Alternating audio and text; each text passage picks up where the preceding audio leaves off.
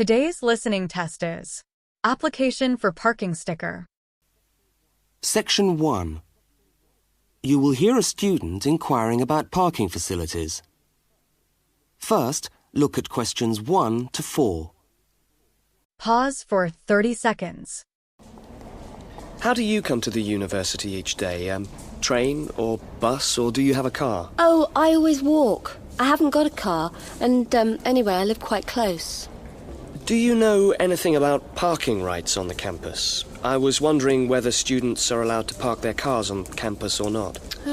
Yes. I think it's possible for postgraduate students, but not for undergraduate students. That doesn't seem very fair. No, I suppose not. But there simply isn't enough room on the campus for everyone to park. Do you need a parking permit? Yeah, I believe you do. Where do I get that from? I think you can get a parking sticker from the administration office. Where's that? It's in the building called Block G, right next to Block E. Block G? Yeah. Oh, right. And what happens to you if you don't buy a sticker? Do they clamp your wheels or give you a fine? No, I think they tow your car away. Oh, really? Yeah. And then they fine you as well, because you have to pay to get the car back. I better get the sticker then. Yeah. Where exactly is the administration office again? I'm new to this university and I'm still trying to find my way around. Right. You go along Library Road, past the tennis courts on your left and the swimming pool on your right. Yeah. And the administration office is opposite the car park on the left. You can't miss it. So it's up Library Road, past the swimming pool, opposite the car park. Right, I'll go straight over there. Bye, and thanks for the help. Now you have some time to look at questions 5 to 12. Pause for 30 seconds. Good morning. Can I help you? Yes, I was told to come over here to get a parking sticker. Is this the right place? Yes, it is. Are you a postgraduate student? Yes, I am. Okay. Well, I'll just need to take some details. Your name? Richard Lee. That's spelt L-E-E. Richard Lee. And the address? Flat 13, 30 Enmore Road. How do you spell Enmore? Oh, E-N-M-O-R-E. And that's in the suburb of Newport. N-E-W-P-O-R-T. Faculty? I beg your pardon? Which faculty are you in? Oh, architecture, the Faculty of Architecture. Right. And the registration number of your car? Let me see. LXJ50... Oh, no, sorry. I always get that wrong. It's LJX058K. LJX508K? No, 058K. And what make is the car? It's a Ford. A Ford, fine. Well, I'll just get you to sign here, and when you've paid the cashier, I'll be able to issue you with a sticker. All right. Where do I pay? Just across the corridor in the cashier's office. Oh, but it's 12:30 now, and they close at 12:15 for lunch. But they open again at 2:15 until 4:30. Oh, they're not open till 2:15. No. When you get your sticker, you must attach it to the front windscreen of your car. I'm afraid it's not valid if you don't have it stuck on the window. Right, I see. Thanks very much. I'll just wait here then. Now turn to section 2.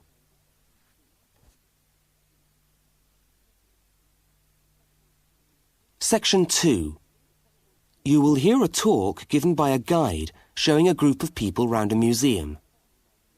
First, you have some time to look at questions 13 to 18. Pause for 30 seconds. Good morning, everyone, and welcome to the Maritime Museum. Now, before we commence our tour, I'd just like to tell you a little bit about the history of the museum. As you can see, it's a very modern building, built in the postmodern style, and it was in fact opened by the Prime Minister of Australia in November 1991. It's been designed with a nautical flavour in mind, to remind us of our links with the sea. But the museum isn't only housed in this building. There are a number of historic ships docked outside in the harbour which form part of the museum, and which you are also free to visit. And we'll be coming to them shortly. I'd just like to point out one or two things of general interest while we're here. Handicapped toilets are located on this floor, and the door shows a wheelchair. The cloakroom, where you can hang your coat or leave your bags, is just behind us here. The education centre is on the top floor, and there's a good little library in there which you might like to use. Follow the signs to the education centre. You'll see a lot of little green arrows on the wall. The green arrows will take you there. The information desk, marked with the small letter I on your plan, is located right here in the foyer. So if you get separated from your friends, I suggest you make your way back to the information desk, because we'll be returning to this spot at the end of the tour. All right? Now, if you look out this window, you should be able to see where the museum's ships are docked. If you want to go on a tour of the old ship, the Vampire, she's docked over there, and you should meet outside on the quay. However, a word of warning. I don't recommend it for the grandmas and grandpas, because there are lots of stairs to climb. Right now, let's move on. Oh, I almost forgot to give you the times for that tour. Now, tours of the Vampire run on the hour, every hour, all right? Now look at questions 19 to 23. Pause for 30 seconds. Let's take a walk around the museum now. The first room we're coming to is the theatre. This room is used to screen videos of special interest, and we also use it for lectures. There's a continuous video showing today about the voyages of Captain Cook, so come back here later on if you want to learn more about Captain Cook. Now, we're moving along the gallery known as the Leisure Gallery. This is one of our permanent exhibitions, and here we try to give you an idea of the many different ways in which Australians have enjoyed their time by the sea. Surfing, swimming, life-saving clubs, that's all very much a part of Australian culture. At the end of this section, we'll come to the picture gallery, where we've got a marvellous collection of paintings, all by Australian artists. I think you can buy reproductions of some of these paintings in the museum shop. They're well worth a good look. Now, we're coming to the Members' Lounge. Now, as a member of the museum, you would be entitled to use the Members' Lounge for refreshments. Membership costs $50 a year or $70 for all the family. So it's quite good value, because entry to the museum is then free. And down at the far end of this floor, you'll find the section which we've called Passengers and the Sea. In this part of the museum, we've gathered together a wonderful collection of souvenirs from the old days when people travelled by ship. You'll find all sorts of things there. Old suitcases, ship's crockery, first-class cabins decorated in the fashion of the day. Just imagine what it must have been like to travel first class.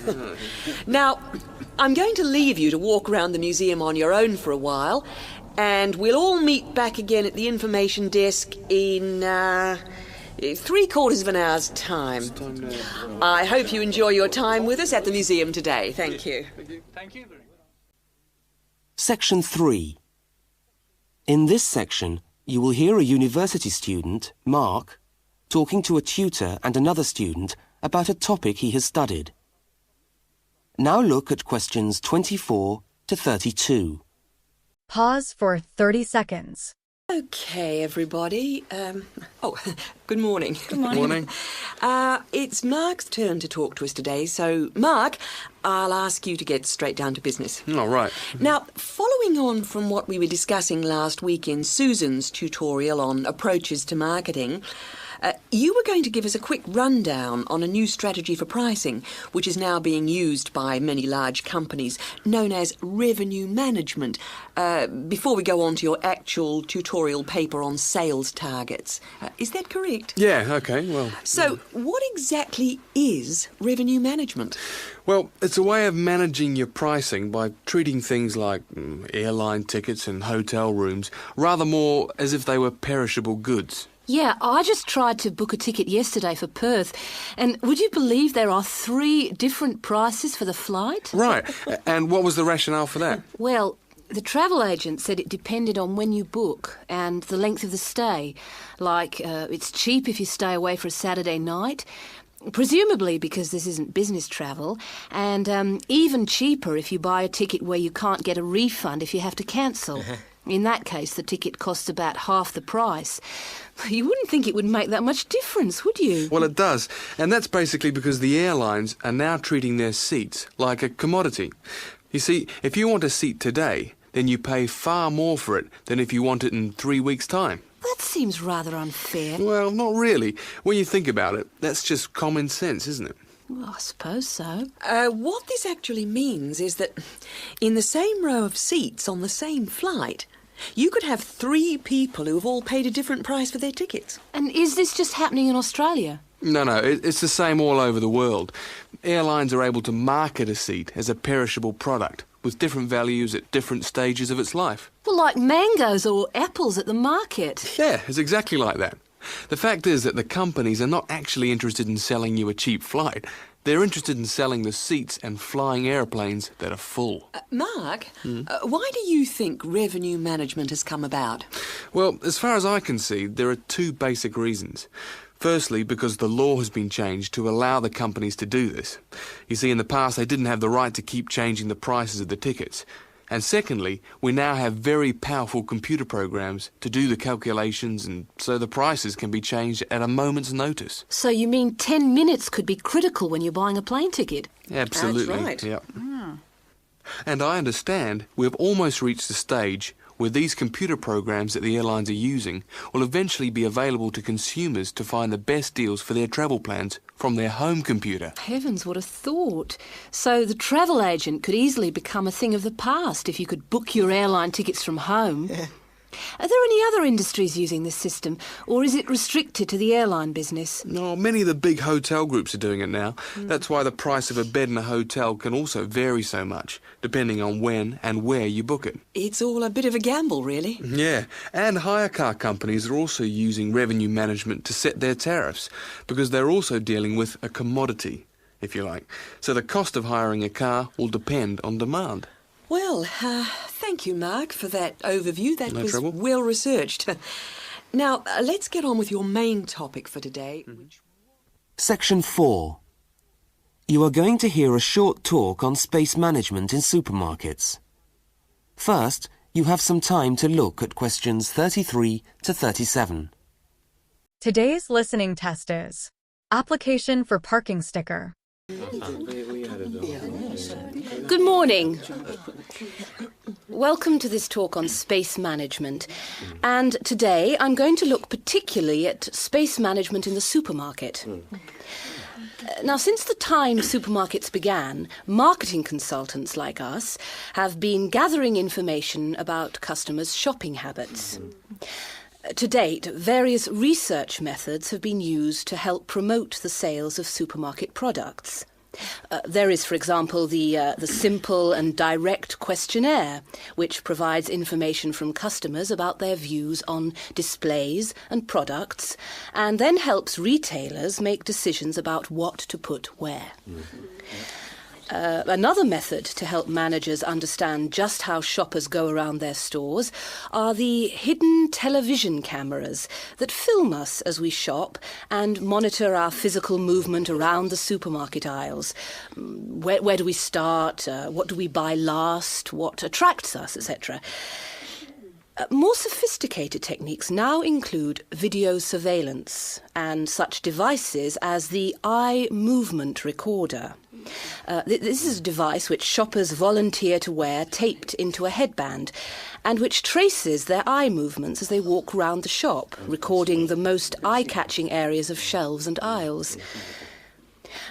But with today's technology, space management is now a highly sophisticated method of manipulating the way we shop to ensure maximum profit. Supermarkets are able to invest millions of pounds in powerful computers which tell them what sells best and where. Now, an example of this is Spaceman, which is a computer program that helps the retailer to decide which particular product sells best in which part of the store. Now, Spaceman works by receiving information from the electronic checkouts, where customers pay, on how well a product is selling in a particular position. Spaceman then suggests the most profitable combination of an article and its position in the store. Now you have some time to look at questions 38 to 42. Pause for 30 seconds. So, let's have a look at what we know about supermarkets and the way people behave when they walk down the aisles and take the articles they think they need from the shelves. Now, here's a diagram of one supermarket aisle and 2 rows of shelves. Here's the entrance at the top left-hand corner. Now, products placed here at the beginning of aisles don't sell well. In tests, secret fixed cameras have filmed shoppers' movements around a store over a 7-day period. When the film is speeded up, it clearly shows that we walk straight past these areas on our way to the centre of an aisle. Items placed here just don't attract people. When we finally stop at the centre of an aisle, we pause and take stock, casting our eyes along the length of it. Now, products displayed here sell well and do even better if they're placed at eye level so that the customer's eyes hit upon them instantly. Products here are snapped up and manufacturers pay a lot for these shelf areas, which are known in the trade as hotspots. Naturally, everyone wants their products to be in a hotspot.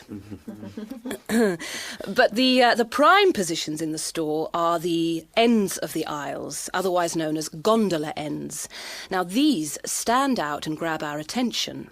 For this reason, many new products are launched in these positions, and manufacturers are charged widely varying prices for this privileged spot. Also, the end of an aisle may be used for promoting special offers, which are frequently found waiting for us as we turn the corner of an aisle. Well, now, eventually, of course, we have to pay. Any spot where a supermarket can be sure we are going to stand still and concentrate for more than a few seconds is good for sales. That's why the shelves at the checkout have long been a favourite for manufacturers of chocolates. Perhaps the most surefire impulse food of all. I agree. I think it's very... That is the end of the listening test. You now have 10 minutes to transfer your answers to the listening answer sheet.